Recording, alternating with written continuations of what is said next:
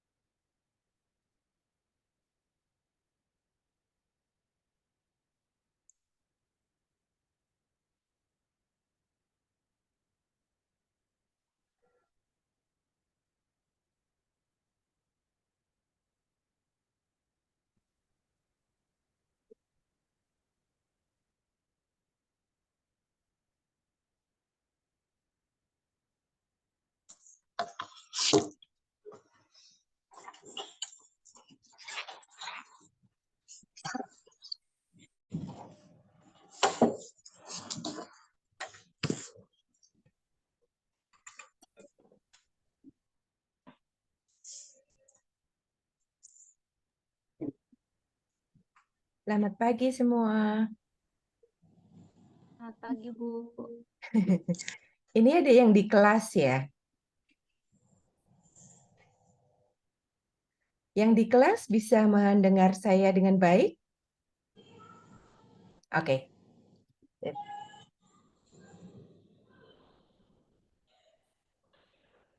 Maaf ya, kelasnya harus digabung karena kemarin saya perjalanan kembali ke Singapura, jadi tidak bisa mengajar hari Senin. Tapi mulai minggu depan bisa di split 2 kelas ya.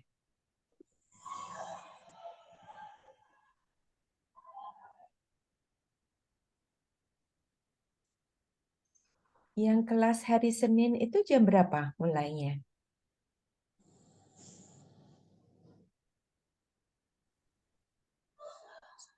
Jam 3.30 bukan? Yang hari Senin.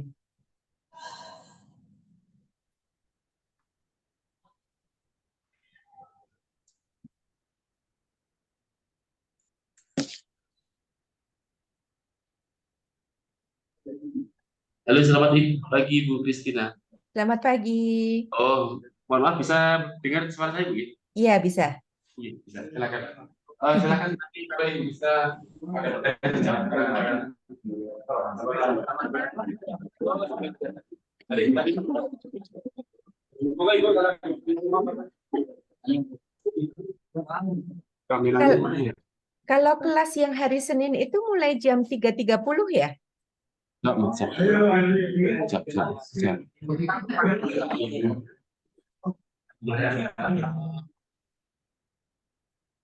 Salah satu yang nantang.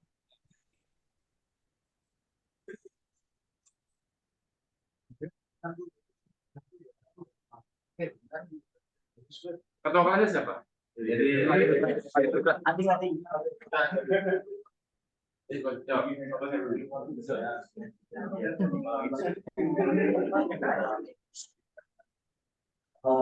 pagi Bu, iya Bu, yang Betul ya? Jam 3.30 ya? Ah, ya. Terus kalau hari ini ada permainan game, Anda semua bisa ambil QR code. bisa Bu. Kalau saya display QR code, apakah bisa akses semua? Bisa Ibu. Oh ya, bagus. Kalau begitu kita mulai ya. Kelasnya saya akan mulai share, semoga.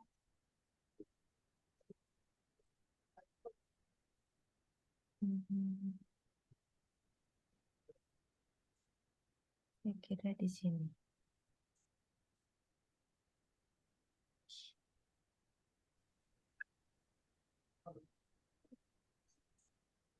Sudah bisa lihat screen saya? Ada yang Sudah ya?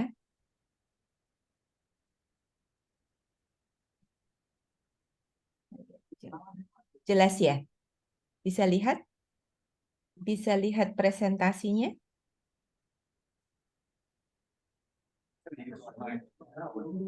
Terbalik atau tidak presentasinya? tidak Bu. Oh ya, oke, siap. Oke, selamat pagi semuanya.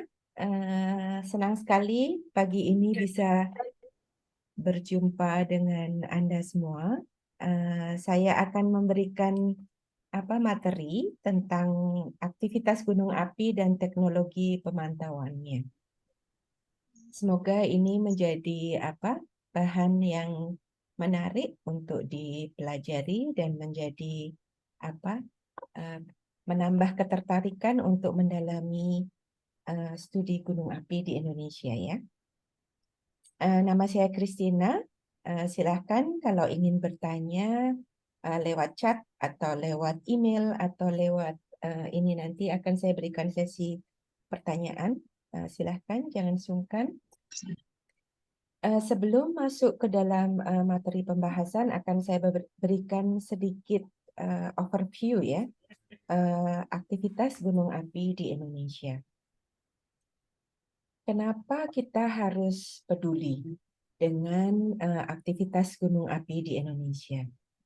Anda semua tentu saja sudah tahu di Jogja dekat dengan gunung api Merapi dan banyak gunung-gunung api lain di sekitarnya seperti Gunung Sumbing, Sundoro, Dieng, Merbabu, Telomoyo, Lawu, dan lain-lain. Tentu saja masing-masing gunung punya aktivitas yang berbeda-beda. Nah, ini rangkuman bagaimana aktivitas-aktivitas gunung api di Indonesia yang sangat ternyata berdampak terhadap kelangsungan hidup manusia ya. Ini ter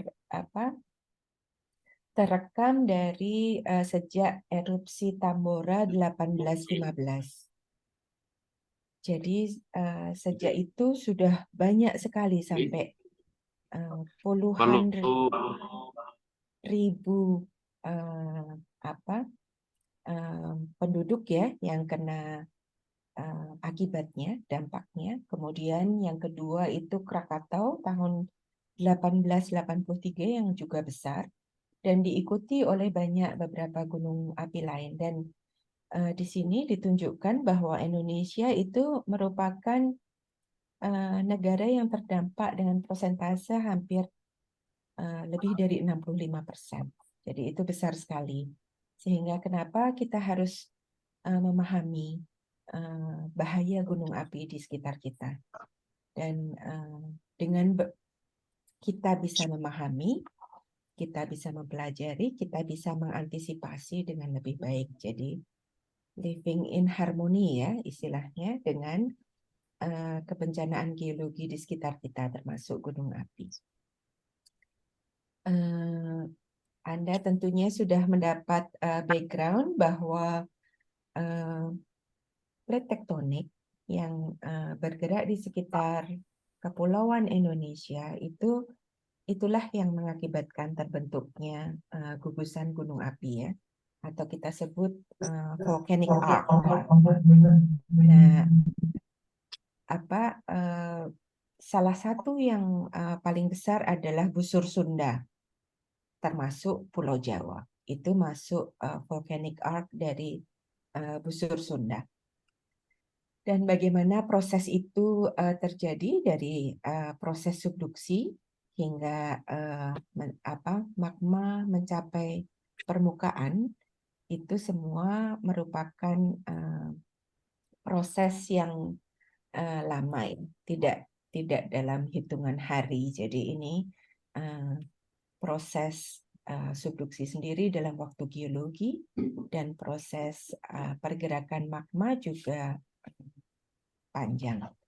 Tetapi yang akan kita bahas di pertemuan kali ini adalah bagian yang paling atas atau mekanisme terjadinya proses magma atau proses vulkanik di kerak bumi yang akan bisa terpantau oleh alat-alat instrumentasi atau alat monitoring. Di Indonesia gunung api ada kalau menurut Smithsonian itu ada Global Volcanism Program ada 127 gunung api aktif yang umurnya Holocene. Jadi paling tidak pernah ada catatan sejarah aktivitas dari gunung api itu selama 10.000 tahun yang lalu. Dan dari 127 gunung api tadi ada beberapa tipe ya, dibagi kembali menjadi kelas-kelas. Ada yang tipe A, itu kelas yang mengalami paling tidak 1 kali erupsi sejak tahun 1600. Jadi ini AD ya. 1600. Kenapa kok 1600? Karena di sinilah mulai terekam catatan sejarah. Jadi sejak mulai kedatangan Belanda, kita memiliki catatan sejarah yang lebih lengkap. Tentu saja sebelumnya juga ada rekaman-rekaman yang bisa dikumpulkan dari misalkan dating atau pengukuran-pengukuran misalkan korelasi stratigrafi, sehingga ada juga dari catatan sejarah misalkan prasasti itu dikumpulkan. Tetapi kriteria yang dipakai oleh PVMBG adalah paling tidak mengalami 1 kali erupsi sejak 1600. Kemudian ada 29 gunung berapi tipe B yang belum tentu mengalami erupsi atau ada record tentang erupsi sejak 1600, tetapi memiliki bukti ada aktivitas vulkanik. Misalkan ada solfatara, ada fumarole, aktivitas gas yang terus teramati, dan 21 gunung berapi tipe C yang tidak memiliki catatan sejarah, tetapi masih ada aktivitas tadi. Ya. Jadi ini klasifikasinya, dan kita lihat itu hampir di sepanjang busur Sumatera, Jawa, hingga Laut Banda, Maluku, Halmahera, dan mungkin yang tidak ada di Borneo ya. Ada beberapa gunung api tua tentu saja di Kalimantan, tetapi tidak Holocene. Juga di lengan barat Sulawesi, tetapi juga tidak Holocene. Kemudian kita ingin melihat aktivitasnya itu apa saja. Jadi tadi sudah dikemukakan bahwa gunung api di Indonesia itu gunung api yang termasuk paling banyak jumlahnya dan paling aktif. Jadi kalau dihitung rekaman dari tahun 2000 hingga 2023 itu ada lebih dari 160 kali erupsi. Dan dari lebih dari 35 gunung api. Jadi kan banyak sekali. Kadang-kadang ada negara yang memiliki gunung api aktif, tetapi gunung apinya jarang erupsi. Nah, kalau di Indonesia itu sudah gunung apinya banyak dan sering erupsi. Dan erupsinya juga macam-macam tipenya. Ini contohnya Krakatau. Tahun 2006 ditunjukkan oleh erupsi tipe Stromboli, ya. Jadi seperti lava fountaining. Jadi ada material yang terus dikeluarkan oleh Gunung Krakatau dalam bentuk strombolian atau lava fountain. Tapi sesudah ada sektor kolaps di tahun 2018, Krakatau mengalami proses erupsi yang kita sebut surtsean karena ada kontak antara magma dengan air laut. Nah, ini tipe erupsinya menjadi surtsean. Jadi satu gunung bisa berubah karakter atau tipe erupsinya karena berbagai macam sebab ya. Tadi misalkan di Krakatau karena sektor kolaps sehingga edifice dari gunung apinya menjadi lebih rendah dari permukaan laut. Sehingga yang tadinya strombolian bisa menjadi surtsean. Ini contoh sinabung. Sinabung bisa memberikan aliran lava atau kule lava, tapi bisa juga memproduksi itu yang disebut dome collapse, bahkan eksplosif ya. Tahun 2018 ada erupsi letusan di Sinabung. Jadi kembali satu gunung api bisa berubah. Merapi juga tahun 2006 itu erupsinya bertipe efusif atau tumbuh kubah lava di puncak ya.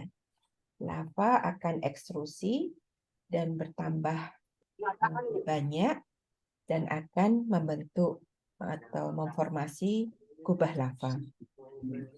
Nah, ada kalanya kubah lava itu mengalami gunung mengalami penyumbatan oleh kubah lava sehingga terjadilah proses letusan seperti yang terjadi tahun 2010. Jadi itu diawali oleh removal dari dome collapse, kemudian diikuti oleh proses letusan yang terjadi beberapa hari. Kemudian contoh lain lagi Dieng. Dieng itu sering mengalami proses yang disebut erupsi freatik karena ada proses interaksi antara gas yang dikeluarkan oleh magma tentu saja dengan proses hidrotermal. Ini yang bisa menyebabkan proses erupsi freatik. Kemudian di Ijen itu juga ada aktivitas degassing yang cukup kuat yang kadang-kadang berinteraksi dengan danau ya, air danau, dan ini bisa men-trigger letusan juga. Kemudian Karangetang ada lava flow, Pelut itu tipenya letusan. Jadi kita perlu memahami sifat-sifat gunung api ini sehingga bisa menjadikan bahan atau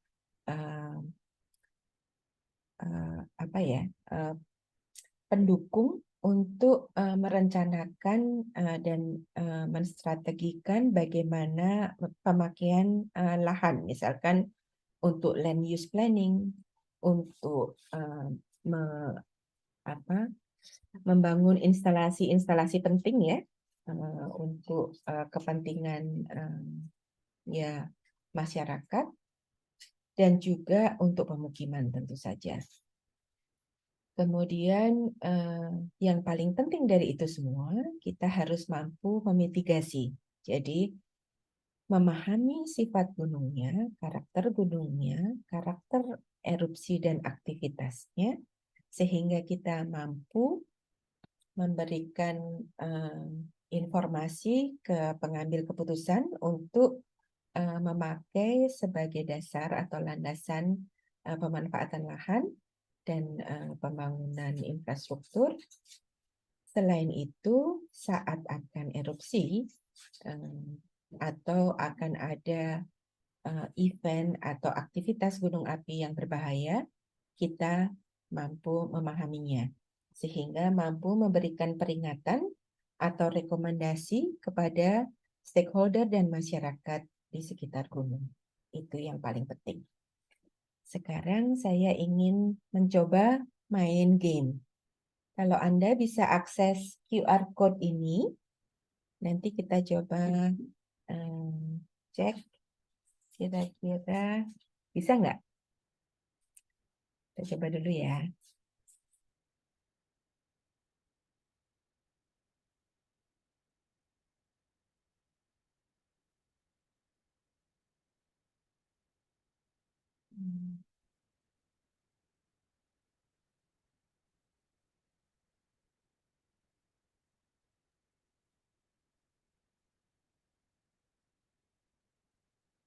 Pertanyaannya, sebutkan gunung api aktif yang Anda ketahui. Gampang ya. Saya ingin tahu Anda gunung api apa saja yang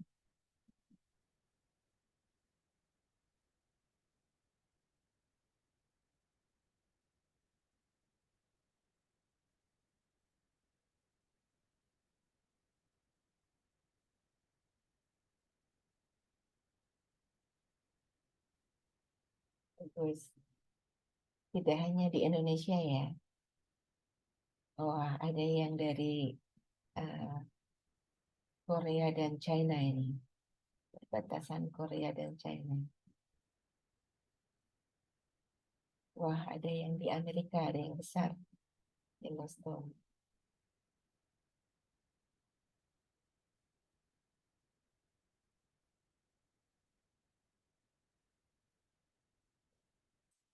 Ada yang Hawaii ya.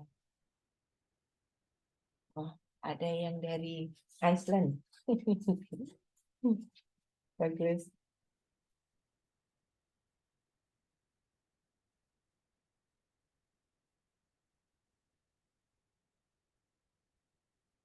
Bagus. Ya,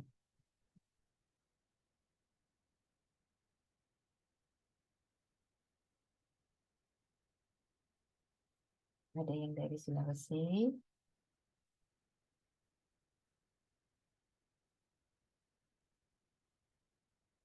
Ya, ada yang dari Nusa Tenggara.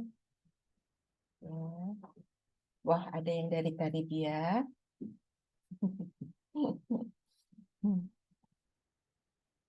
Ada yang dari Italia, ya, betul.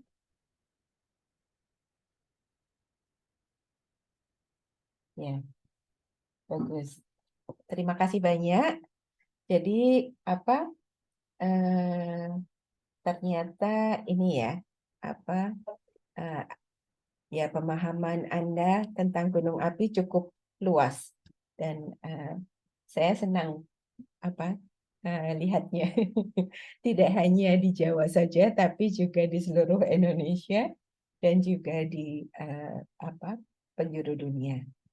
Betul. Jadi kita memiliki banyak sekali gunung api aktif yang tentu saja masih berpotensi untuk tererupsi dan erupsi itu akan selalu berpotensi membahayakan masyarakat sekitarnya. Sehingga kita perlu melakukan yang disebut mitigasi bahaya gunung api. Sebetulnya apa itu mitigasi bahaya gunung api? Itu segala macam upaya dan strategi untuk meminimisasi resiko ya dan dampak dari hazard tadi. Jadi salah satunya ya tentu saja proses tadi yang akan kita bahas bersama yaitu monitoring. Ya. Monitoring itu merupakan salah satu upaya mitigasi. Tetapi tidak hanya monitoring, tadi memahami proses erupsi itu juga termasuk mitigasi.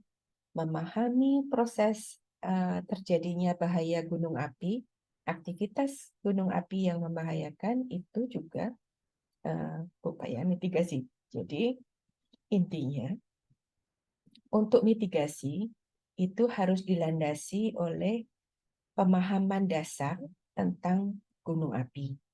Jadi tadi ya sudah saya sebutkan kita memahami gunung-gunung api apa saja yang ada di sekitar kita. Sifatnya bagaimana? bahayanya apa saja, proses erupsinya bagaimana, berapa sering, terus kalau erupsi itu produknya apa saja, fenomenanya apa saja. Nanti biasanya didukung oleh pemodelan untuk tahu, oh kalau ada dom sebesar sekian, volume sekian, bisa runtuh dan melanda daerah dengan area sekitar sekian kilometer dari puncak menuju sektor sungai mana saja. Itu menjadi salah satu yang kita sebut hazard assessment. Kemudian kita memahami berapa sering erupsinya. Terus didukung oleh tadi pemahaman proses ya dari rekaman data-data yang kita pantau dari monitoring network. Sesudah kita paham itu semua, kita harus memahami apa yang pernah terjadi di gunung api itu sebelumnya atau sejarahnya. Jadi sejarah erupsi dari gunung itu dan apa kira-kira yang saat ini sedang terjadi. Tentu saja ini dengan monitoringnya. Jadi gunung api bisa berubah, misalkan puncaknya seperti Merapi. Sesudah 2010, puncaknya, morfologi puncaknya berubah. Sehingga kubah yang muncul sesudah erupsi 2010 juga akan berubah. Nah, ini perlu dipahami. Kemudian, sesudah kita memahami ini semua, masuklah dalam hazard assessment tadi ya, dengan pemodelan, sehingga memproduksi yang disebut hazard map. Inilah yang akan dipakai oleh pemerintah lokal, oleh stakeholder, oleh masyarakat, untuk memahami daerah mana yang aman dan daerah mana yang bahaya. Daerah mana yang layak untuk dihuni, untuk dijadikan tempat untuk membangun infrastruktur, dan daerah mana yang berbahaya. Ataupun kalau daerah itu menjadi daerah bahaya sekunder, kita juga paham kapan saatnya bahaya sekunder itu akan mengancam, sehingga kita bisa merekomendasikan masyarakat untuk mengungsi pada waktu yang tepat. Nah, tentu saja untuk bisa memberikan informasi ini supaya tepat guna, dari sisi masyarakat juga perlu pemahaman. Jadi ini perlu interaksi dua arah ya, dari para saintis atau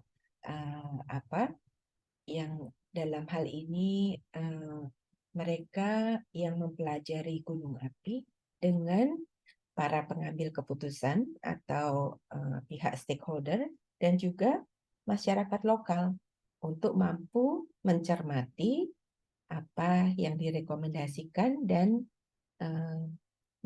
aware sehingga bisa mengambil langkah yang tepat saat kejadian hazard tadi, bahaya tadi. Sehingga jangan sampai bahaya ini menjadi bencana. Ya, jadi kita disebut mitigasi bahaya, bukan mitigasi bencana, karena kalau bencana itu kan bahaya yang sudah berdampak negatif ya. Jadi kita harapkan seminimal mungkin bahayanya berdampak negatif. Jadi di sini juga menjadi catatan bahwa kita perlu mempertimbangkan faktor-faktor lokal. Jadi bagaimana administrasi di sekitar gunung api itu ya, misalkan gunung api Merapi kan ada yang bagian menjadi DIY, ada yang menjadi bagian Jawa Tengah. Nah ini proses manajemen ini juga harus dipahami, sosial ekonominya, kondisi geografisnya, pemahaman masyarakatnya. Ini tentu saja memerlukan studi yang multidisiplin, tidak hanya dari geofisika saja, tidak hanya dari geologi saja, tetapi juga dari pihak ilmu-ilmu sosial. Nah, sekarang masuk ke komponen yang disebut early warning, ya. Ini yang paling menjadikan istilahnya pertanyaan besar. Apakah kita mampu memberikan early warning untuk erupsi gunung api? Nah, early warning tentu saja tidak hanya informasinya ya. Ini suatu proses. Jadi sistem peringatan dini itu proses yang berkesinambungan sehingga tadi saya sudah sebutkan kita harus memahami risiko. Jadi bahaya yang ada dari gunung-gunung api itu sendiri. Bahayanya exposure ke penduduknya berarti kan butuh geografi ya. Butuh kemampuan ilmu misalkan GIS. Kita memahami vulnerabilities-nya sehingga kita mampu untuk mengantisipasi dengan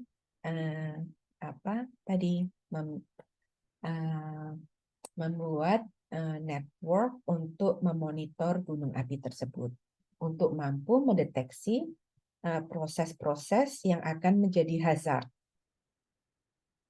Kalau gunung apinya misalkan di tengah laut, nggak ada penduduknya, bahayanya minimal, mungkin tidak akan menjadi prioritas untuk dijadikan gunung yang akan dimonitor karena exposure dan vulnerabilitasnya rendah. Jadi kita juga harus mampu mengoptimasikan sumber daya manusia, sumber daya sumber finansialnya. Jadi lebih baik mengutamakan gunung-gunung api yang berbahaya dan berdampak ke masyarakat. Ini semua harus dipahami. Monitoring tidak hanya memasang alat ya, itu menyangkut juga data manajemen, menyangkut juga data processing, memproses data, menganalisa data, menginterpretasikan, membuat pemodelan hingga mampu memahami forecasting-nya. Forecasting di sini tidak harus berupa besok erupsi, tidak, tetapi memberikan early warning tadi. Kalau saat ini kita sering mendengar bahwa PVMBG menaikkan alert level. Status gunung api naik dari status normal menjadi waspada, misalkan. Ini salah satu contoh early warning. Nah, informasi tadi harus disampaikan ke masyarakat dengan jelas. Masyarakat mampu memahami dan paham tadi saat sudah ada peta hazard. Sudah ada informasi tentang status gunung api.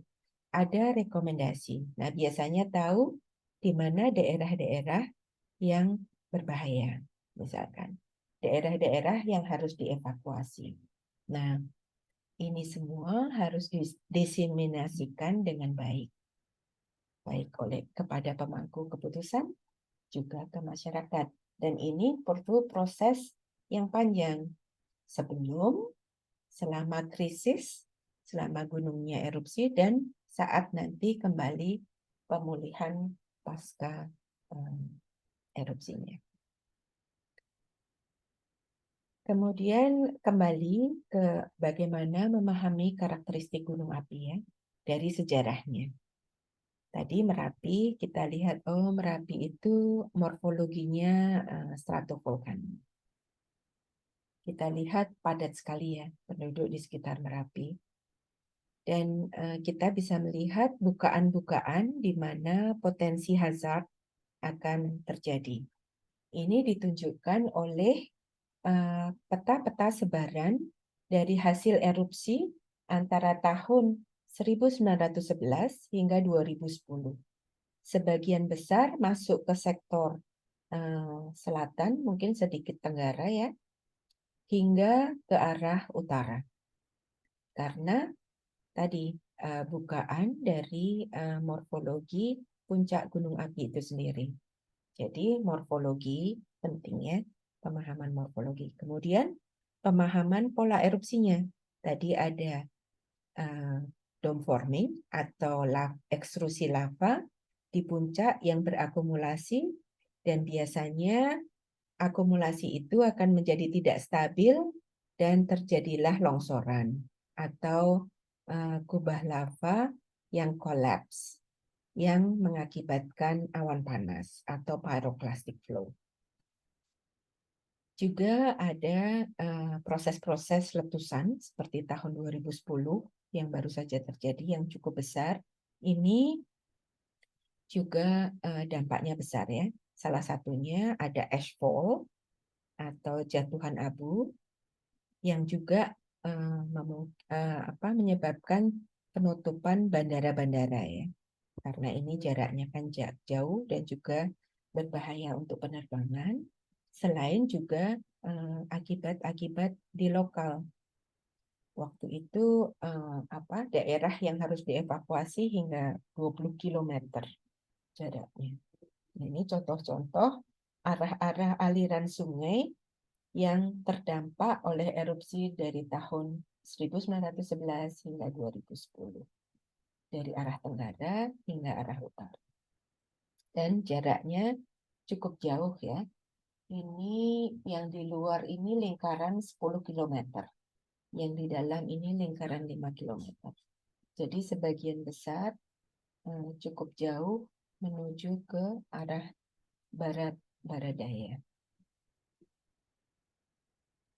Kalau kita lihat gunung-gunung api lain, jadi apa saja yang kita bisa lihat di sini, ini kronologi dari erupsi-erupsi gunung api di Indonesia. Contohnya ini Merapi.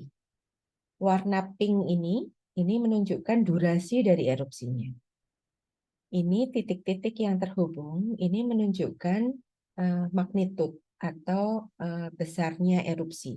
Ya, yang disebut atau sering kita dengar namanya Volcano Explosivity Index atau tingkat letusan, level letusan dari erupsi itu.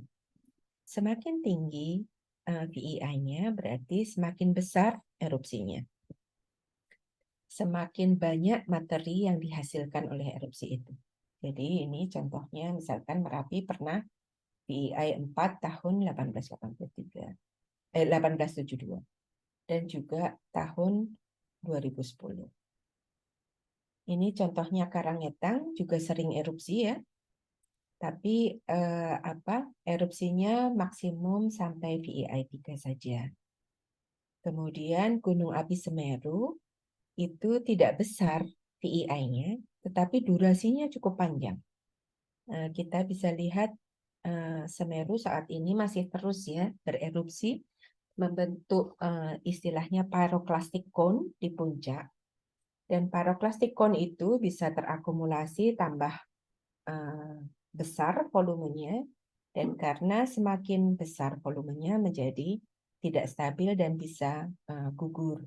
Itu yang terjadi tahun 2020, Desember 2020, Desember 2021, dan Desember 2022.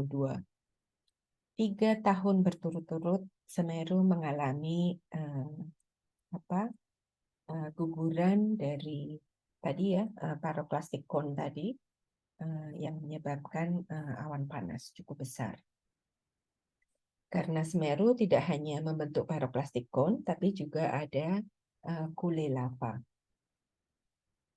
Kemudian Tambora. Tambora jarang erupsi, tapi sekali erupsi mengagetkan. Ini tak pernah ada erupsi yang sangat besar di Tambora 1883 itu.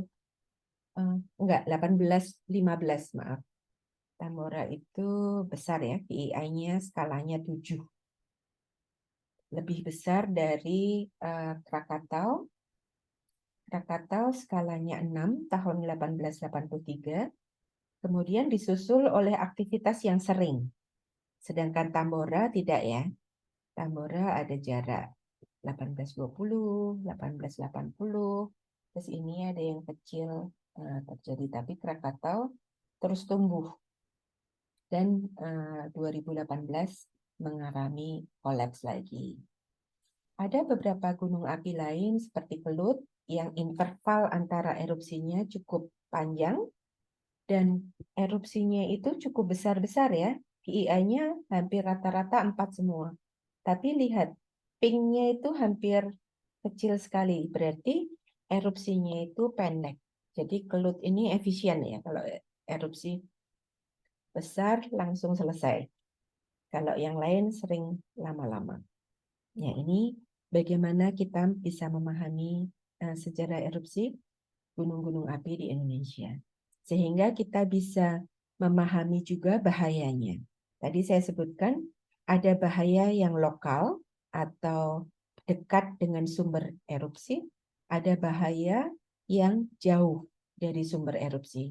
Ini ilustrasi yang menunjukkan berbagai tipe tadi ya, fenomena atau bahaya atau events yang ditimbulkan oleh aktivitas gunung api.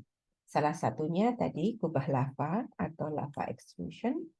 Kemudian ada balistik ini ejecta dari bom, biasanya itu lokal.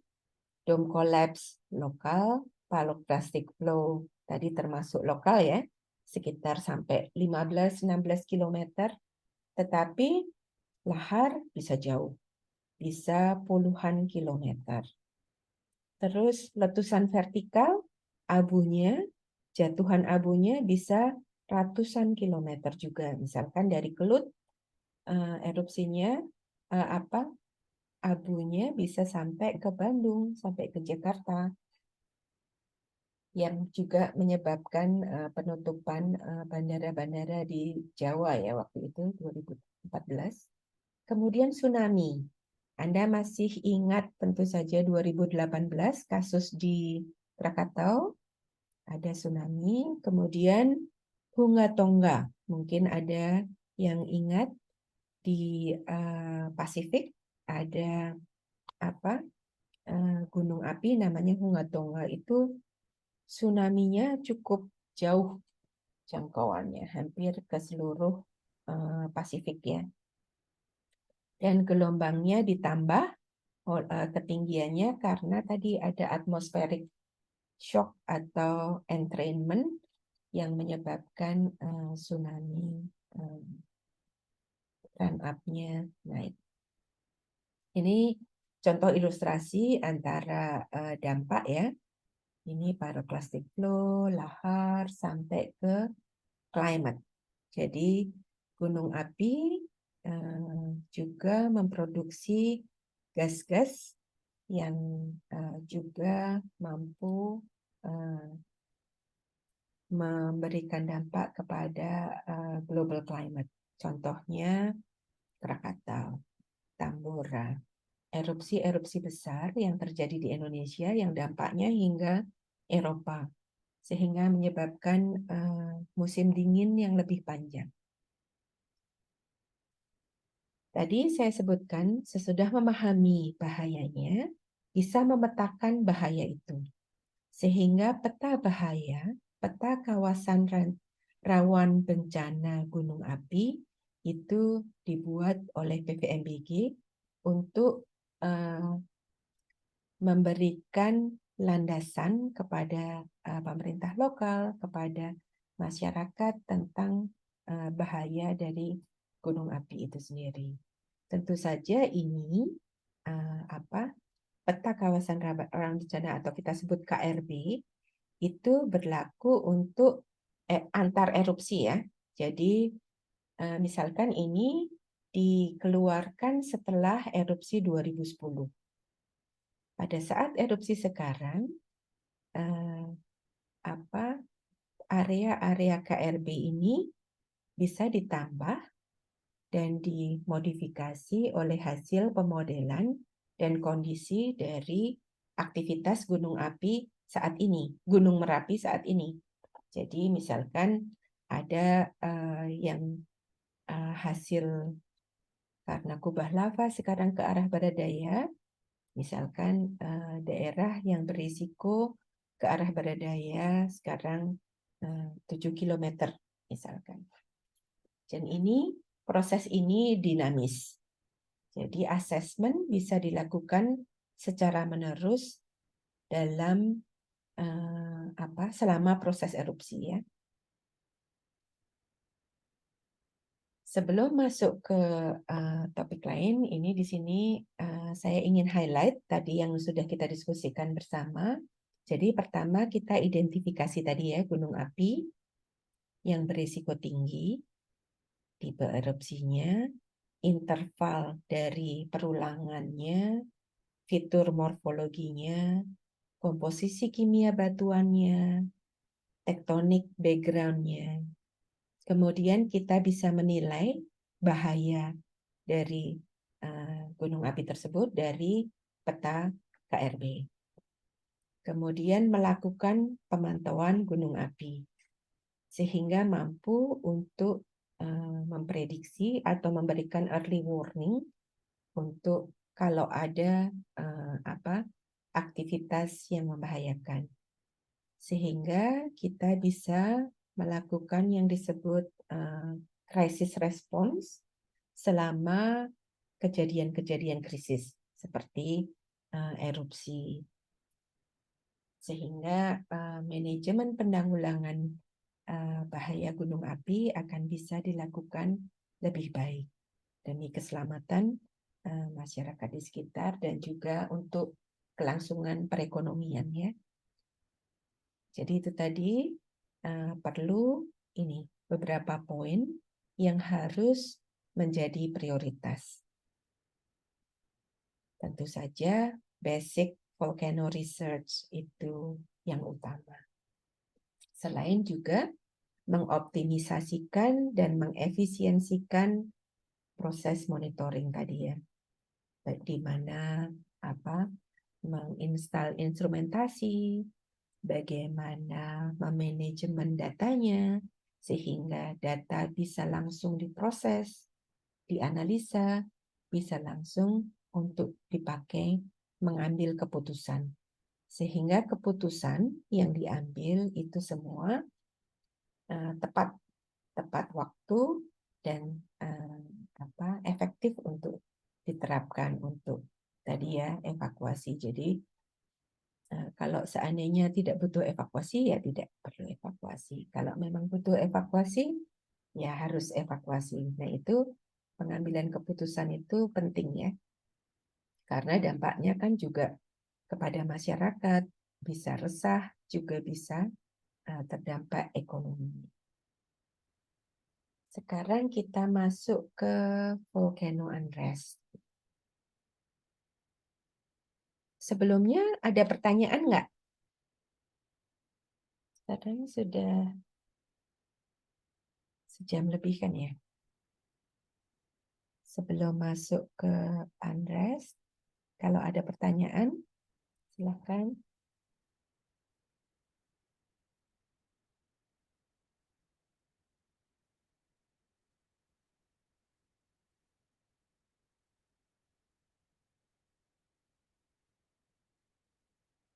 Kalau nggak ada, saya lanjut ya.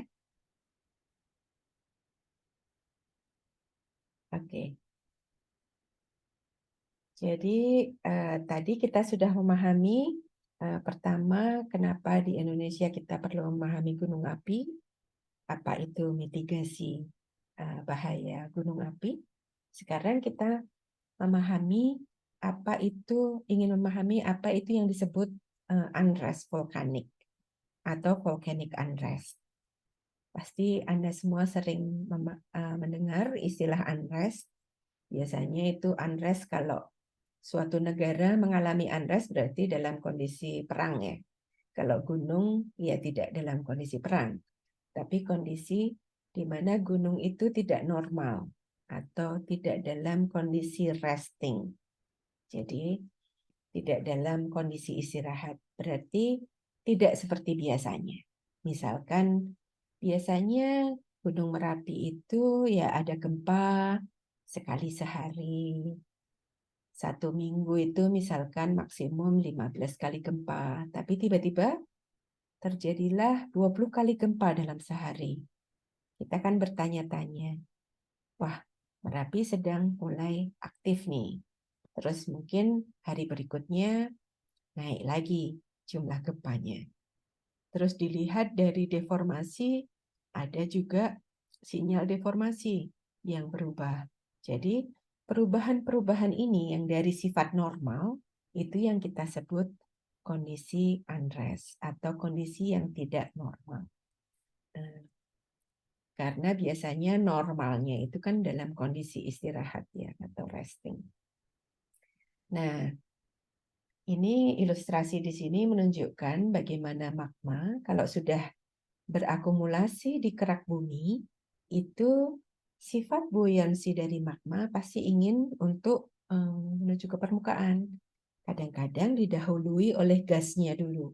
Jadi gasnya akan bisa lebih cepat menerobos, sehingga kalau kita pantau di atas akan muncul degassing yang lebih intens dari biasanya. Kemudian proses pergerakan tadi, proses penambahan magma di kerak atau akumulasi magma yang menyebabkan penggembungan dari reservoir magma tadi itu juga mengakibatkan gempa-gempa karena akumulasi magma kan mendesak host rock di sekitar tadi ya reservoir sehingga muncullah crack atau rekahan-rekahan yang menyebabkan adanya gempa tadi. Dan saat dia menuju ke permukaan, magmanya juga akan menembus area sekitarnya. Dia akan mencari celah yang paling lemah dan proses pergerakannya tadi juga menimbulkan proses seismik atau kegempaan ya. Selain juga akan muncul di rekaman-rekaman instrumen deformasi, misalkan lewat GPS, lewat tilt meter. Jadi proses pergerakan volume dari magma dari dalam menuju ke permukaan hingga erupsi akan bisa terdeteksi oleh alat-alat monitoring yang kita pasang di sekitar tubuh atau edifice dari gunung api itu. Sehingga tadi signal-signal tadi kita sebut signal prekursor atau pertanda sebelum atau mengawali proses erupsi sehingga tererupsikan. Dan kadang-kadang tadi saya sebutkan erupsi bisa berlangsung pendek seperti di Kelut beberapa jam, tapi bisa bertahun-tahun seperti di Semeru ya. Nah, itu juga harus terus dimonitor. Prosesnya akan terus bisa dipahami. Jadi bagaimana magma menuju ke permukaan. Dan ada kalanya berbahaya untuk membuat misalkan materi yang ada di permukaan menjadi tidak stabil karena desakan magma dari dalam tadi. Nah, ini juga perlu terus dimonitor. Jadi memonitor gunung api tidak berhenti saat gunung sudah erupsi, tapi terus ya, hingga kembali ke normal. Jadi tadi unrest saat gunung menjadi tidak beristirahat atau tidak resting, bisa proses unrest ini bisa menjadi erupsi, bisa jadi hanya intrusi dalam, jadi berhenti di dalam ya, dan nanti kembali ke normal lagi. Jadi kita harus mampu mengamati semua proses perubahan tadi dari resting, dari istirahat menjadi unrest, bisa jadi menjadi erupsi, kembali menjadi istirahat lagi. Nah, ini contoh tadi saya sebutkan indikator unrest ya. Jadi atau ada yang disebut prekursor kalau akhirnya leading ke erupsi, tetapi ada indikator unrest yang disebut di atas normal. Jadi ini saya berikan contoh data dari Gunung Kilauea di Hawaii. Gunung Kilauea di Hawaii ini berupa kaldera ya, yang disebut kaldera Halemaumau. Kalderanya bisa mengeluarkan lava dalam bentuk ekstrusi lava, tetapi kadang-kadang erupsinya akan keluar menyamping ke yang kita sebut fissure atau lateral eruption ya. Nah, ini yang saya bahas hanya erupsi di kaldera Halemaumau. Jadi yang bar warna abu-abu ini kegempaan ya. Jumlah gempa harian yang terekam antara Januari tahun 1981 hingga akhir atau Januari 1984 ya. Kita lihat bahwa ada episode di mana jumlah kegempaan naik ya, drastis. Kemudian kembali normal. Naik lagi, kembali normal. Naik lagi, normal. Nah, ini kalau jumlahnya yang bar tadi dijumlah totalnya ini menjadi yang warna biru tadi. Yang warna biru di sini ya. Garis biru ini total jumlah gempa. Jadi kalau flat berarti tidak ada penambahan. Nah, ini berarti ada penambahan secara ada punya rate ya, secara berkala. Jadi punya kecepatan penambahannya. Tapi relatif tidak ada penambahan yang eksponensial. Nah, yang warna kotak ini proses intrusi. Jadi dari gambar sebelum, proses intrusi kalau magma hanya berakhir berakumulasi di kerak bumi, tidak tererupsikan ke permukaan. Dia erupsi kalau magma tadi sampai ke permukaan, warnanya merah. Jadi ada kalanya ada prekursor ya, tetapi cuma intrusi. Ada prekursor, intrusi lagi, prekursor kecil, terus erupsi. Prekursor lagi, ternyata intrusi. Tidak ada gempa, malah erupsi. Jadi membingungkan ya. Jadi memang gunung itu, di gunung yang sama, kita bisa memiliki pola yang berbeda-beda. Tentu saja ini hanya kita lihat dari satu tipe monitoring. Tadi kegempaan, jumlah gempa. Sekarang kalau kita tambah dengan data lain, misalkan ini data tilt meter. Tilt meter itu deformasi ya. Jadi kemiringan atau di sini radial, jadi kemiringan radial dari puncak. Kita lihat juga periode yang sama ya, ada kenaikan. Jadi kenaikan tilt, kenaikan gempa berakhir dengan intrusi. Kenaikan tilt yang signifikan, kenaikan gempa, erupsi. Kenaikan tilt, kenaikan gempa, intrusi. Jadi ada selang-seling intrusi dan erupsi. Tentu saja kita perlu memahami data-data lain untuk mendukung bagaimana kita bisa membedakan antara unrest, tadi ya, aktivitas yang di luar dari biasanya, yang akan berlanjut ke erupsi atau tidak. Karena ini penting untuk mengambil keputusan tadi ya. Kalau tidak erupsi, kan tidak perlu mengungsikan misalkan penduduk sekitar, atau belum harus mengungsikan saat kita masih misalkan intrusi begitu. Jadi keputusan-keputusan ini tentu saja didasari oleh ini semua sejarah kejadian dan sejarah dari rekaman monitoring yang lalu. Jadi kita harus memahami indikator unrest dari erupsi atau aktivitas gunung api itu di waktu-waktu sebelumnya. Ini contoh yang dekat atau yang baru terjadi adalah Gunung Api Agung ya. Tahun 2017-2018 ada erupsi. Ini contoh warna hijau, oranye, merah ini perubahan alert level. Jadi early warning tadi ya. Perubahan status gunung dari normal menjadi waspada, menjadi siaga, dan awas. Paling merah itu awas. Jadi ada 4 level ya kalau di PVMBG.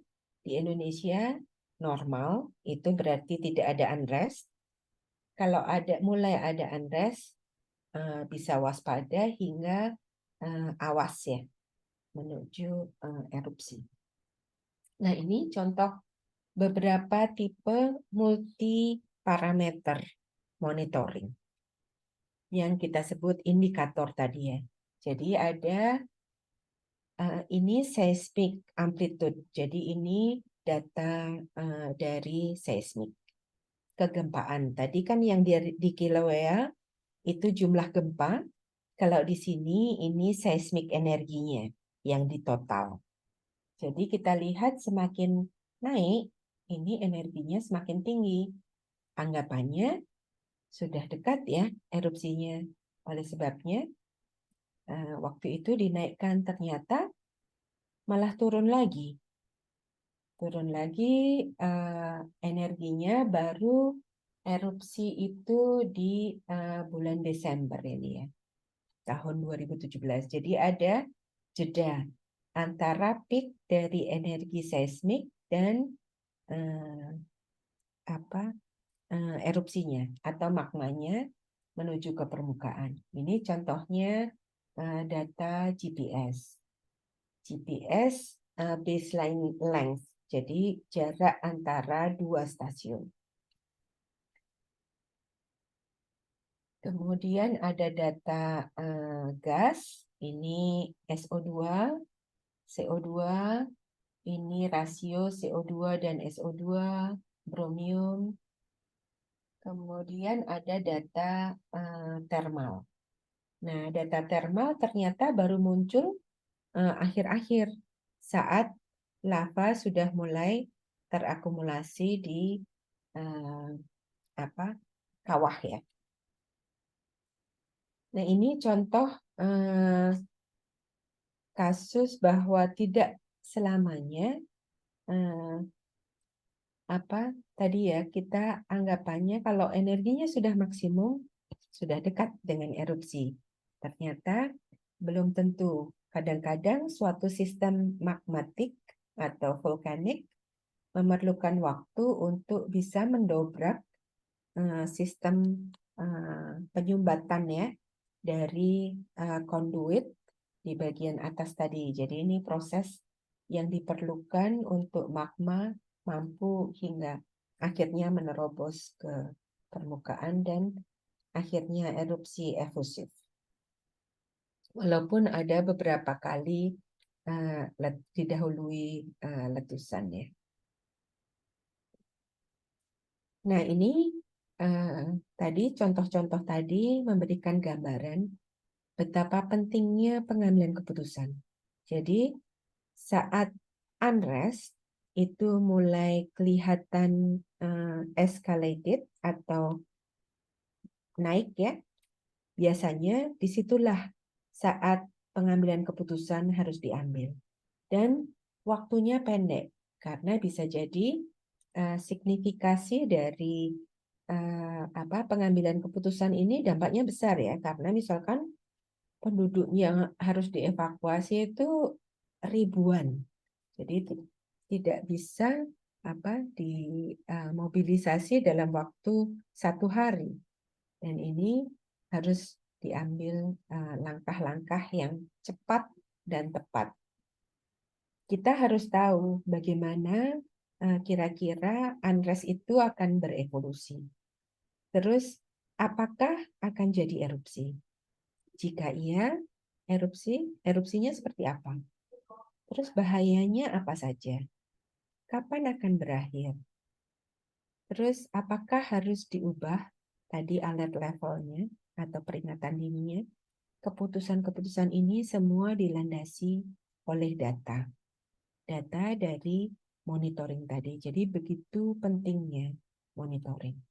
Ini contoh episode unrest di gunung-gunung api di dunia. Ada yang langsung erupsi. Ya, ini contohnya Mount St. Helens, Mount Pinatubo, itu begitu unrest-nya naik, langsung erupsi. Jadi langsung diambil keputusan di sini. Ada yang terus istirahat lagi, contohnya di Campi Flegrei. Campi Flegrei ini di Italia ya. Tipenya itu caldera. Jadi sering mengalami unrest, tetapi biasanya kembali lagi ke normal. Ada yang unrest-nya panjang sekali, baru akhirnya erupsi. Misalkan Gunung Rabaul, ini di Papua Nugini. Jadi unrest-nya itu sampai 20 tahun.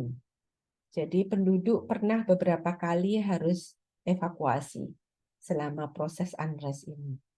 Akhirnya baru tererupsikan.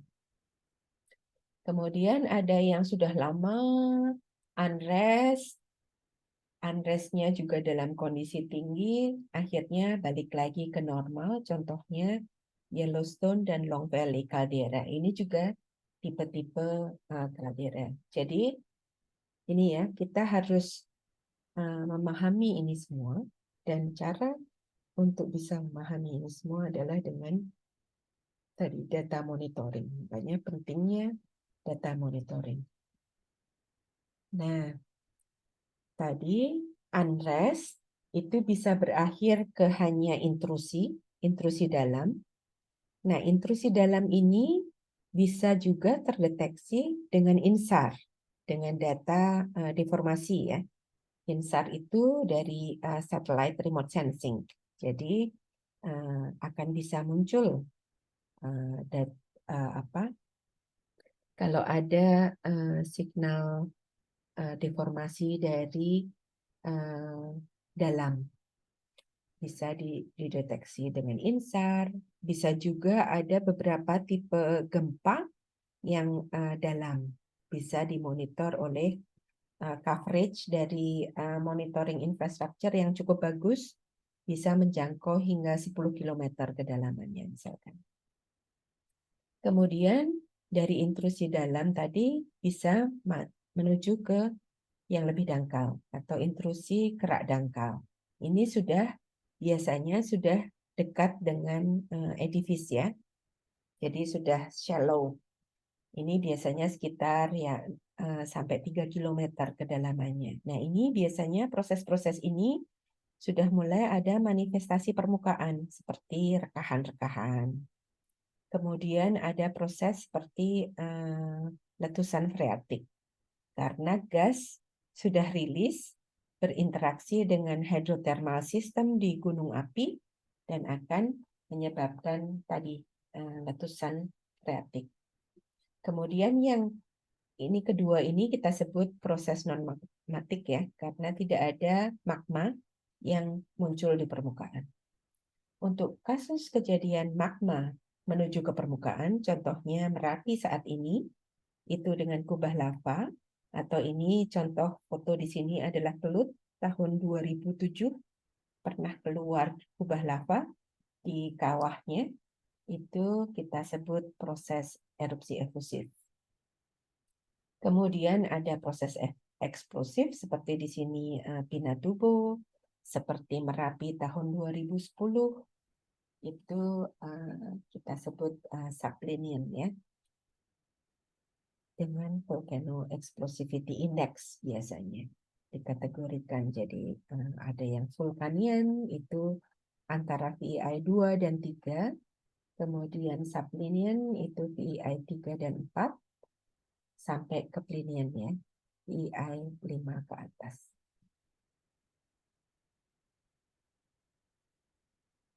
Kita main lagi.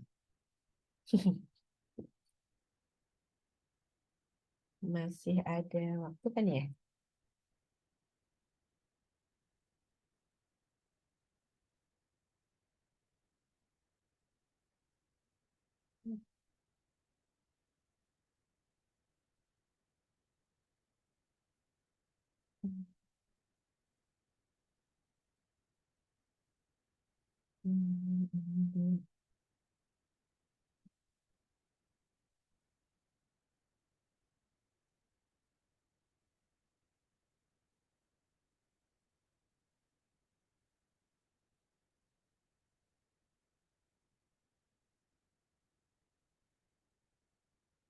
Jadi baru saja kita sudah dengar bahaya apa saja yang bisa ditimbulkan oleh aktivitas gunung api.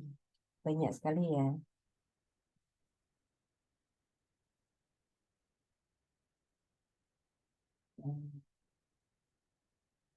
Terus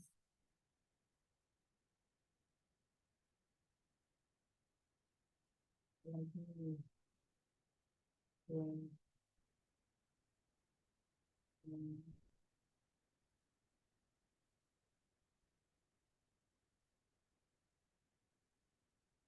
yang- yang ada yang tahu istilah Noe Adong.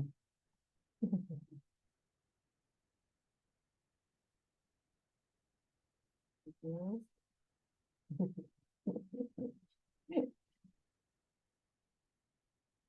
terus ya,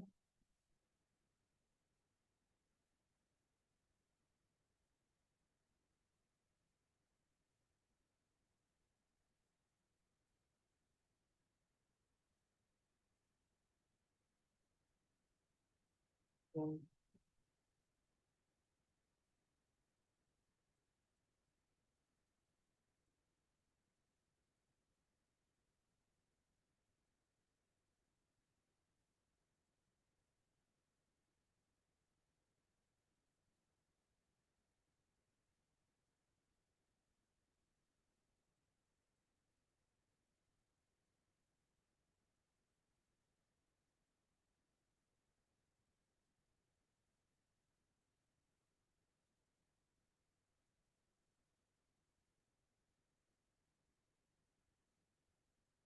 terus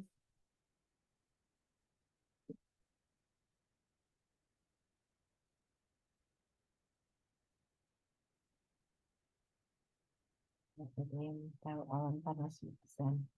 Ya.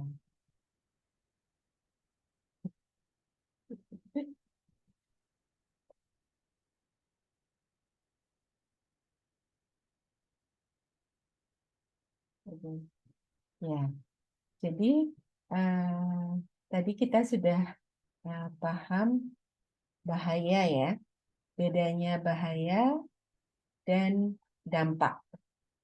Jadi eh, bahaya atau dalam bahasa Inggrisnya hazard itu kan dari yang diakibatkan atau yang diproduksi oleh gunung. Kemudian dari bahaya itu atau hazard itu ada dampak atau impact. Impact-nya bisa berupa ya tadi ada yang menyebutkan hilangnya dokumen keluarga. Ada yang apa tadi?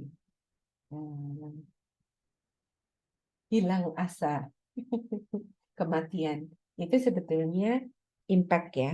Jadi kerusakan bangunan karena misalkan beban dari abu itu impact. Tapi kalau eh, apa bahaya kan hazard itu sumbernya yang di apa dikeluarkan atau di create oleh gunung api. Ya, saya kira terima kasih sudah semua berpartisipasi di sini. Saya masih punya waktu berapa ya? Sampai 12.30 sampai 11.30 ya? 11.10, Bu. 11.10. Jadi masih ada eh, sekitar 35 menit. Ya, betul. Mau terus? Sekarang masuk ke pemantauan ya. Jadi tujuan utamanya sebetulnya ini kan, kita mau paham apa itu pemantauan gunung api. Jadi tadi sudah saya ceritakan runut ya dari di Indonesia kenapa kita butuh pemahaman tentang gunung api, apa itu mitigasi, kemudian apa itu unrest, apa itu bahaya gunung api. Nah, sekarang apa saja sih yang perlu kita ketahui dan kita pantau kalau kita punya gunung api gitu. Jadi kalau ada gunung api itu apa yang harus kita lakukan, apa yang harus kita ketahui dan kita pahami. Ya tentu saja ya tadi ya proses. Jadi tantangan pertama yang kita harus pahami itu proses dari semua ini tadi yang terjadi di kerak bumi. Jadi proses-proses magmatik tadi dan proses vulkanik bagaimana saling berinteraksi, bagaimana magma bergerak ke permukaan, bagaimana magma akumulasi di reservoir dangkal, dan bagaimana akhirnya dia bergerak ke permukaan. Apakah volumenya besar? Apakah pergerakannya cepat? Sehingga kita bisa mengantisipasi kira-kira yang akan menjadi outcome dari unrest tadi apa. Kemudian kita memahami siklusnya dari mulai tadi ya istirahat sampai kembali ke istirahat. Jadi periode istirahatnya Merapi itu seperti apa? Periode aktifnya Merapi itu seperti apa? Kemudian prekursor dari Merapi sebelum erupsi efusif itu seperti apa? Prekursornya sebelum erupsi eksplosif seperti apa? Dan kalau sudah masuk ke fase erupsi, itu apa saja yang harus dimonitor? Kan kadang-kadang bertahun-tahun ya, erupsi saat ini dimulai awal Januari tahun 2021. Hingga saat ini efusif masih terus berlangsung. Berarti kita harus terus memonitor, memahami apakah masih ada volume yang potensi keluar. Kalau keluar, apakah akan tetap efusif atau akan berubah menjadi eksplosif? Nah, itu pertanyaan yang menjadi tantangan nggak hanya kita di Indonesia, tetapi semua untuk para saintis yang memonitor gunung api. Itu menjadi pertanyaan-pertanyaan yang terus harus dijawab dengan monitoring tadi. Sehingga mampu mengambil keputusan untuk kalau ada alert level atau peringatan dini yang akan diambil, memberikan rekomendasi potensi bahaya, apakah harus ada pengosongan area atau tidak. Nah, ini PR bersama ya. Dan di Indonesia ini semua dilakukan oleh PVMBG. Tentu saja support dari rekan-rekan dari Anda semua yang menjadi masa depan dari vulkanologi di Indonesia penting ya. Jadi pemahaman ini dan bisa berkelanjutan ke depan untuk terus mampu memahami gunung api di Indonesia. Ini saya berikan contoh kembali kronologi Pinatubo. Ya. Jadi mengidentifikasi perubahan perilaku. Awalnya hanya erupsi freatik kecil. Waktu itu diberikan alert level 2. Terus ada aktivitas naik, kegempaan naik, jumlah gempanya naik, ini seismic amplitude tadi ya, energi naik sesudah erupsi freatik. Kemudian deformasi juga naik, walaupun dari gas belum naik. Kemudian Karena beberapa indikator ini naik, dinaikkanlah alert levelnya menjadi 3. Ternyata muncul kubah lava. Jadi kubah lava muncul sudah dalam kondisi alert level 4 ya. Ini Pinatubo ini di Filipina. Jadi waktu itu mereka punya skala early warning atau alert level sampai 5. Jadi begitu kubah lava muncul, beberapa hari kemudian muncullah letusan. Letusannya muncul terus-menerus dan ini cukup besar. VEI-nya sampai 3 sebelum akhirnya Plinian VEI 6 di pertengahan Juni. Jadi bayangkan dari awal Juni tanggal 3 hingga pertengahan Juni itu prosesnya cepat sekali ya. Langsung ke Plinian. Saat itu yang dievakuasi ratusan ribu.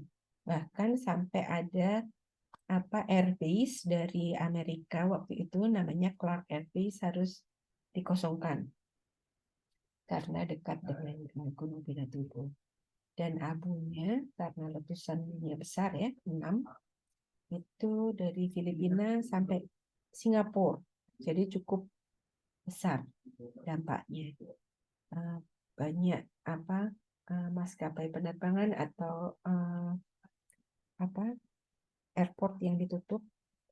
Jadi kita harus mampu untuk melihat tadi ya indikator-indikator dari unrest tadi dan evolusi dari unrest tadi sehingga menjadi Plinian. Ini sebagai contoh.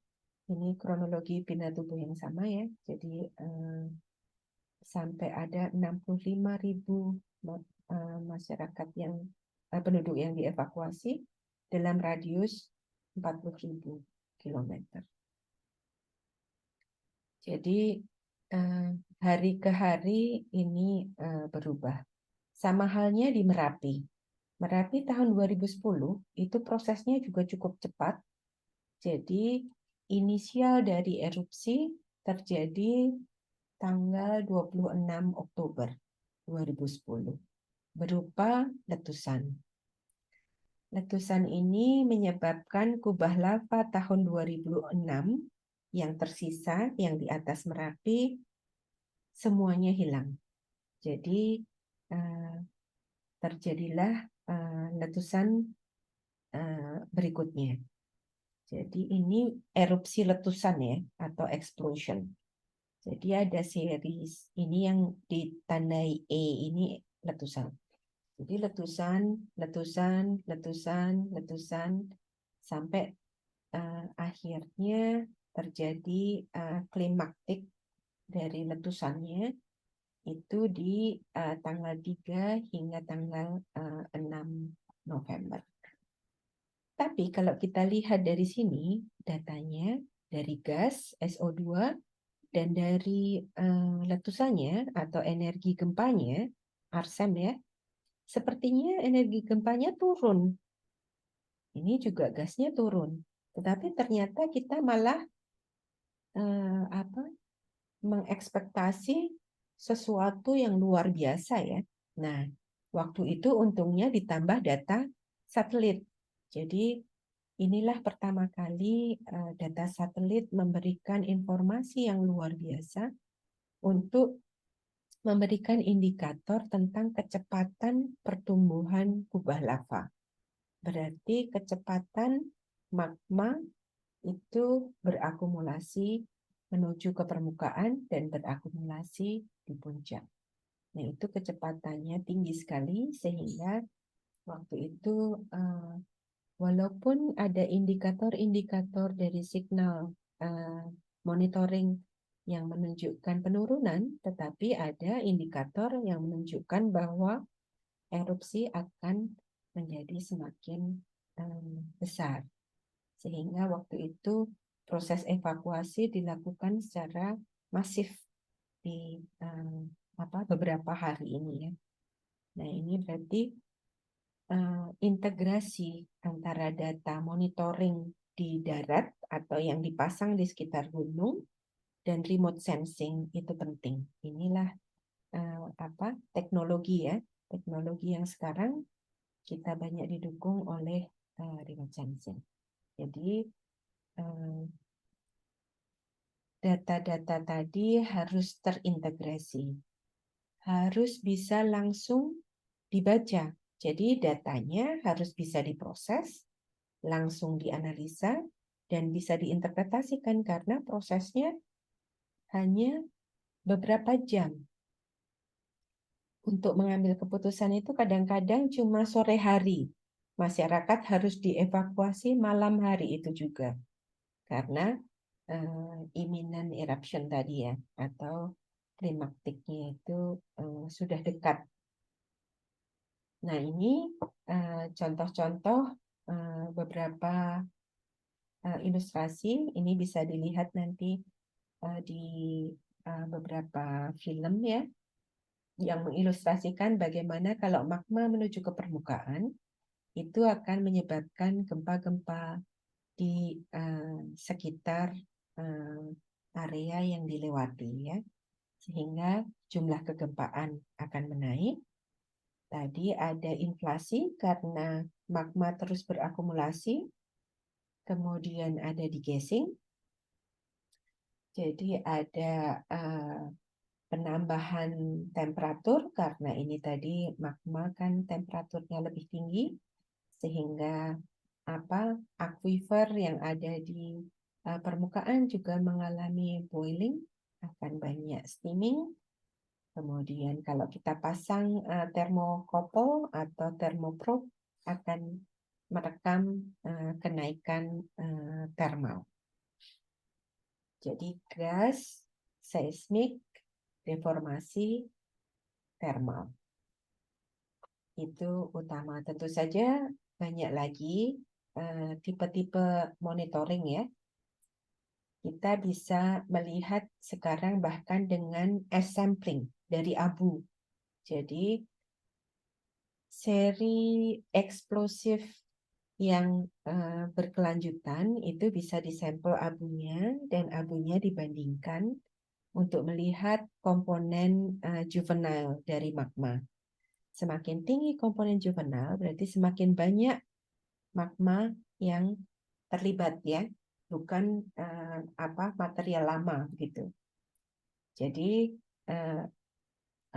kalau kita bisa memakai es sebagai indikator juga untuk erupsi magmatik ya.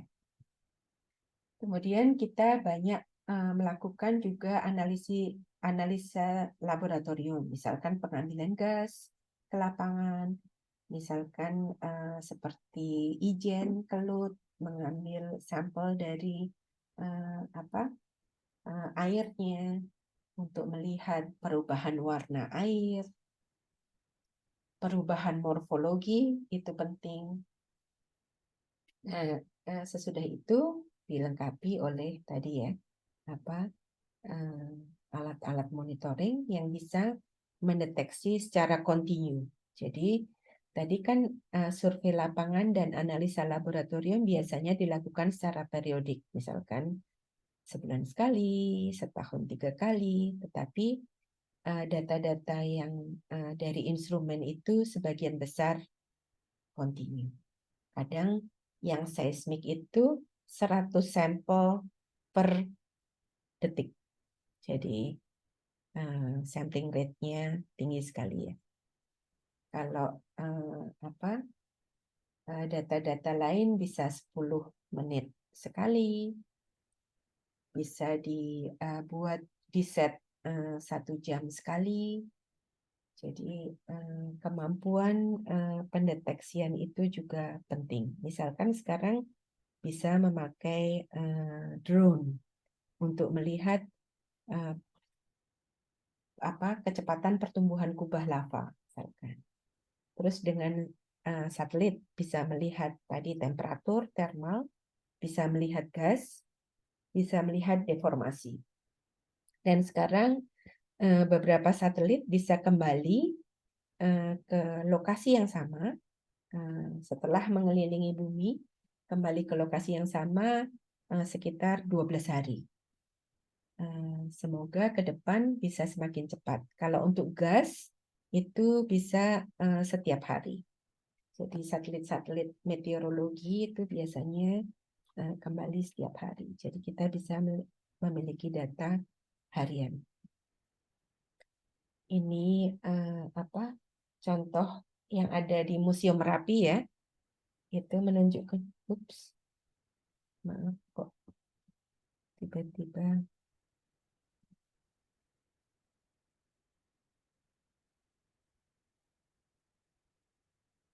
hilang.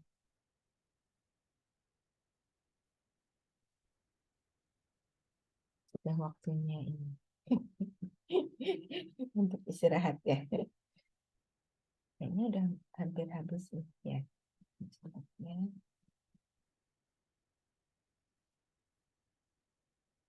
Jadi di Merapi itu termasuk gunung api di Indonesia yang paling lengkap instrumen monitoringnya, bahkan di dunia ya.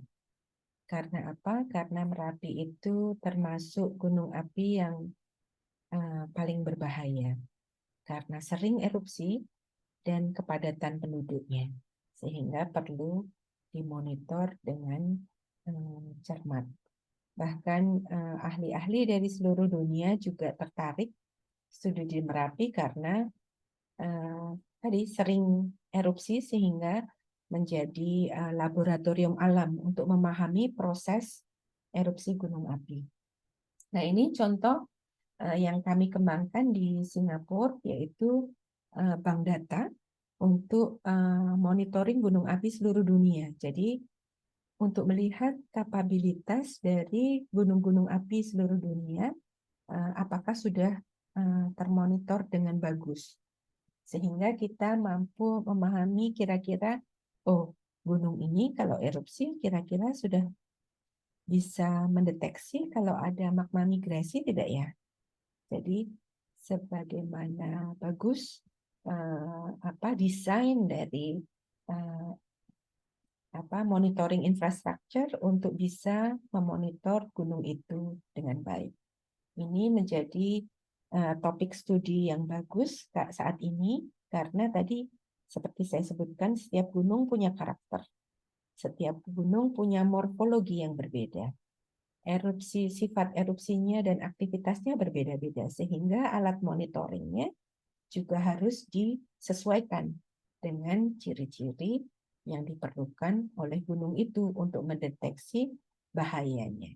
Jadi misalkan bahaya Merapi kan awan panas.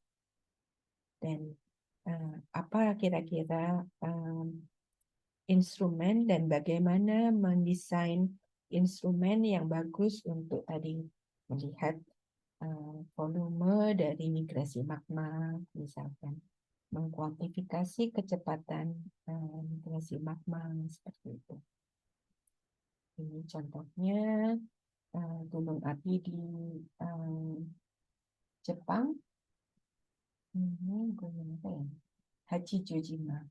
Ini instrumennya macam-macam ya. Ada seismik, ada deformasi, ada gas. Bisa dilihat dengan dari website yang kami kembangkan di sini. Dan di dalamnya, jadi karena ini bank data ya atau database, di dalamnya itu ada struktur datanya. Jadi setiap gunung api punya sejarah erupsi dan juga informasi tadi ya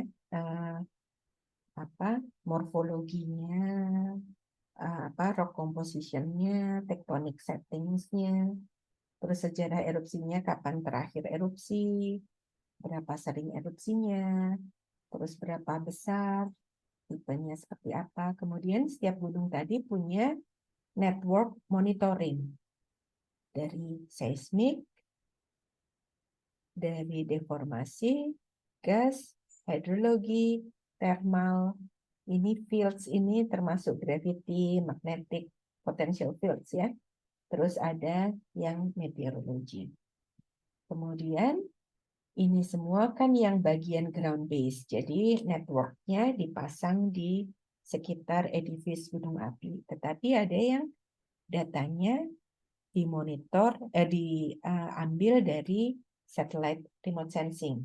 Jadi satellite kan nggak apa stationary di gunung ya, dia kan punya apa orbital khusus. Nah ini satu satelit bisa mengamati banyak gunung api. Gitu. Kadang-kadang satu stasiun seismik juga bisa mengamati beberapa gunung api. Nah ini nanti terus data-datanya harus dikorelasikan dengan metadatanya, di mana stasiunnya dipasang, seberapa jauh dari gunungnya. Jadi kita kalau punya data itu bisa memahami dan memakai data itu untuk analisa dan interpretasi karena dilengkapi dengan seluruh metadata ini tadi. Ini contoh-contoh control room ya yang ada di beberapa observatori di seluruh dunia. Ini contohnya di Italia, ini di PVMBG, di BPPTKG, di Jalan Cendana, ini di Vivok, di Filipina, ini di Alaska, USGS, ini di Jepang, di GMA. Jadi banyak sekali alatnya dan mereka biasanya punya masing-masing saintis punya expertise, tetapi saat mereka bertugas mereka harus mampu melihat multiparameter data secara bersamaan. Ini contoh jaringan dari monitoring di Gunung Fuji.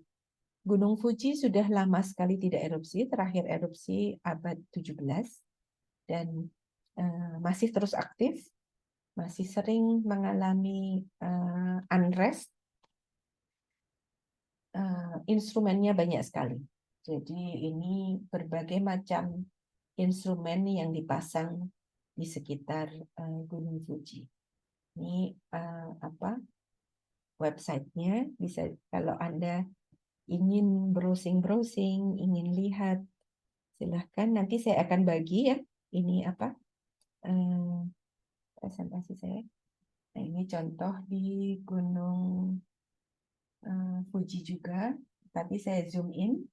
Jadi kalau diklik masing-masing stasiun ini akan bisa di-download datanya.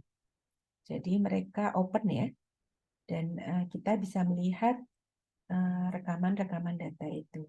Ini bahkan peta-petanya itu resolusinya bagus sekali nih. Monogenetic fields-nya kelihatan jelas sekali.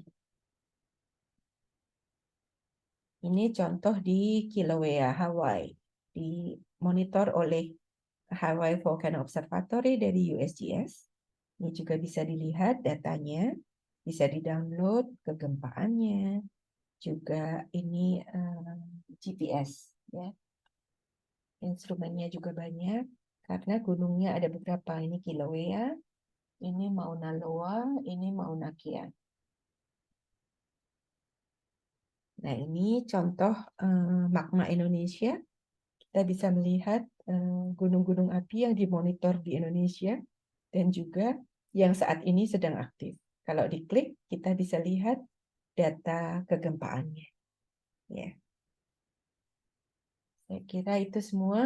Sekarang masih ada 5 menit. Kalau ada pertanyaan.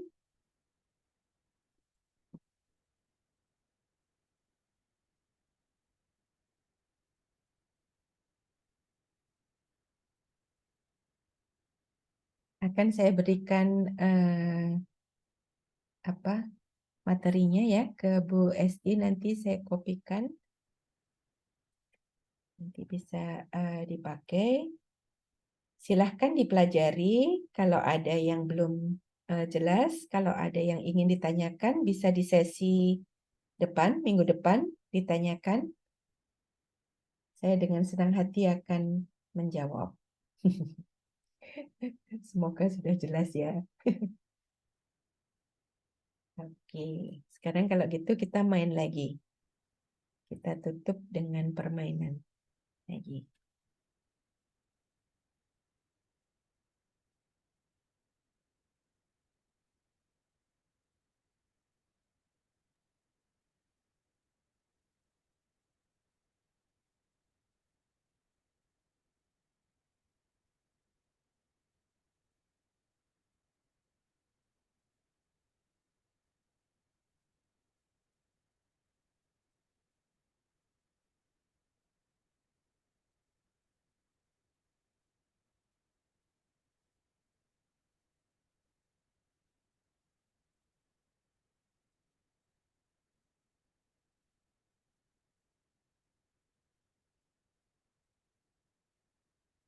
Oke,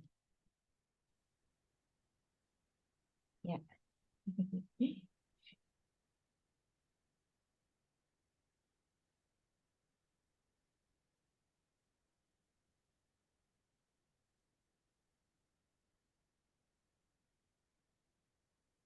Ya,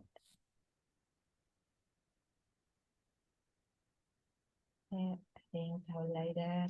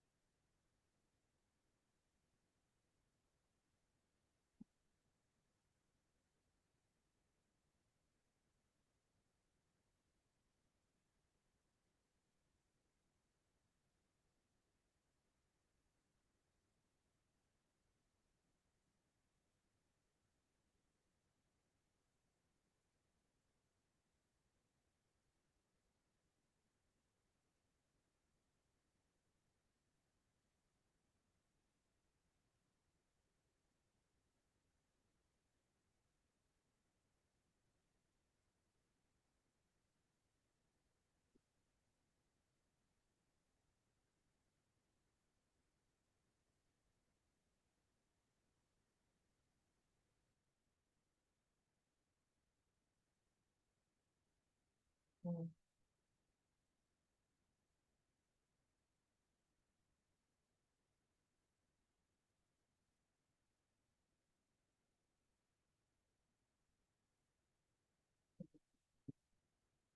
Yang paling banyak seismograf. Ya, ya. Wah, ada yang tahu dua ya. Ya, bagus.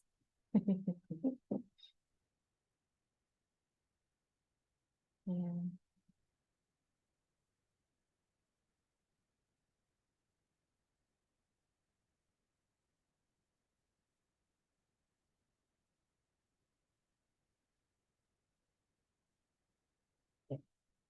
Terima kasih. Berarti eh, Anda semua menyimak dan sudah memahami. Nanti apa di pertemuan selanjutnya akan saya bahas lebih dalam bagaimana apa tipe-tipe monitoring ini ya, metode-metode yang kita lakukan untuk memonitoring gunung api. Jadi hari ini menjadi background dari apa yang akan kita diskusikan bersama minggu depan. Kalau Anda ingin ada yang ditanyakan atau ingin tahu misalkan topik apa yang ingin dibahas, silahkan. Saya dengan senang hati akan membantu menjelaskan. Ya. Ya, terima kasih banyak untuk pertemuan hari ini. Sampai ketemu untuk kelas hari Senin jam 3.30 ya. 3.30 hari Senin. Dan untuk kelas yang Kamis sampai jumpa jam 9.30 minggu depan. Ya. Terima kasih semuanya. Selamat siang. Terima kasih, Bu. Terima kasih Bu. Terima kasih Selamat banyak makan. Bu. Terima Sama-sama. kasih.